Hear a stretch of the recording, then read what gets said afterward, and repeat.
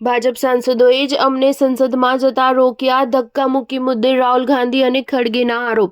સંસદમાં ધક્કામુક્કીના કેસમાં કોંગ્રેસે આજે પ્રેસ કોન્ફરન્સ કરી હતી. આ દરમિયાન કોંગ્રેસ અધ્યક્ષ મલ્લિકાર્જુન ખડગે અને વિપક્ષ નેતા રાહુલ ગાંધી હાજર રહ્યા હતા. કોંગ્રેસે અધ્યક્ષ ખડગેએ કહ્યું કે અમે અનેક મુદ્દાઓને લઈને વિરોધ પ્રદર્શન કરી રહ્યા હતા. મુદ્દાઓને જનતા સુધી પહોંચાડવા માટે તમામ સાંસદ વિરોધ પ્રદર્શન કરી રહ્યા હતા અને અમિત શાહે જે કહ્યું તેના માટે માફીની માંગ કરી રહ્યા હતા.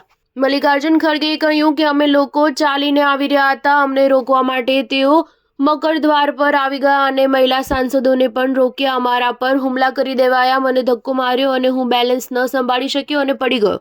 તેમ છતાં અમારા પર આરોપ લગાવી રહ્યા છે કે અમે ધક્કો માર્યો. ભાજપવાળાએ જે માહોલ બનાવ્યો છે અમે તેને સહન નહીં કરીએ. તેની ભૂલના કારણે મૂવમેન્ટ ચાલી રહી છે. ખડગેએ મીડિયાને અપીલ કરતા કહ્યું કે મારું નિવેદન છે કે જે ઘટના બની છે તેને જ બતાવવામાં આવે. સ્ટાર ન્યૂઝ 7 હંમેશા સચ્ચાઈની સાથે.